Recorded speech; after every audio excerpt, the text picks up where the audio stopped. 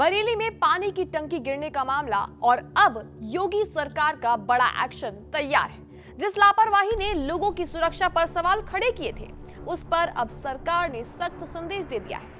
घटिया निर्माण और भ्रष्टाचार बिल्कुल भी बर्दाश्त नहीं होगा। जल शक्ति मंत्री स्वतंत्र देव सिंह के निर्देश पर सरकार ने न सिर्फ निर्माण एजेंसी को ब्लैकलिस्ट किया है, बल्कि इंजीनियर्स पर भी कार्रवाई, भारी जुर्माना और एफआईआर तक दर्ज कर दी है।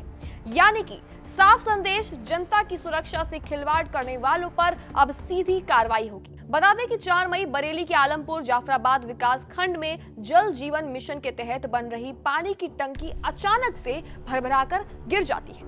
हादसे के बाद सवाल उठने लगे कि आखिर निर्माण की गुणवत्ता में इतनी ज्यादा बड़ी लापरवाही कैसे होगा। मामला सामने आते ही योगी सरकार हरकत में आई और जल शक्ति मंत्री स्वतंत्र देव सिंह ने जांच के आदेश दे दिए।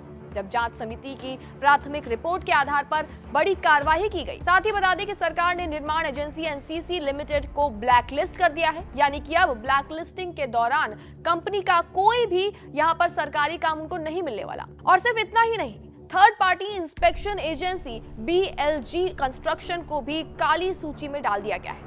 दोनों एजेंसियों के खिलाफ अब एफआईआर दर्ज कराई गई है ताकि जिम्मेदार लोगों पर कानूनी कार्रवाई भी हो सके।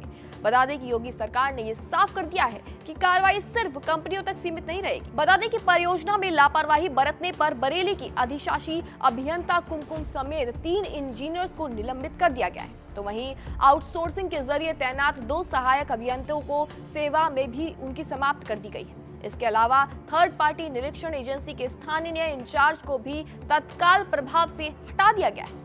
सरकार ने आर्थिक कार्रवाई भी की है और बता दें कि निर्माण एजेंसी एनसीसी पर योजना की कुल लागत का 5% जुर्माना लगाया गया है। साथ ही कंपनी अब अपने खर्च पर नई पानी की टंकी बनाएगी। वहीं TPI एजेंसी BLG से भी 1% पेनल्टी वसूल जाएगी। और साथ ही जल शक्ति मंत्री स्वतंत्र देव सिंह ने अधिकारियों को निर्देश दे दिए हैं कि प्रदेश के सभी जिलों में बनी और बन रही पानी की टंकियों को टेक्निकल सेफ्टी ऑडिट कराया जाए उनका। और सरकार चाहती है कि जल जीवन मिशन जैसे ही महत्वपूर्ण योजनाओं में गुणवत्ता से किसी भी तरह का समझौता बिल्कुल ना किया जाए। और इसके लिए परियोजनाओं की लगातार मॉनिटरिंग और जवाबदेही तय करने के निर्देश भी दे दिए गए हैं। साथ ही आपको बता देते हैं कि बरेली टंकी हादसे के बाद योगी सरकार की ये कार्रवाई सिर्फ एक प्रशासनिक फैसला नहीं, बल्कि एक सख्त संदेश भी है।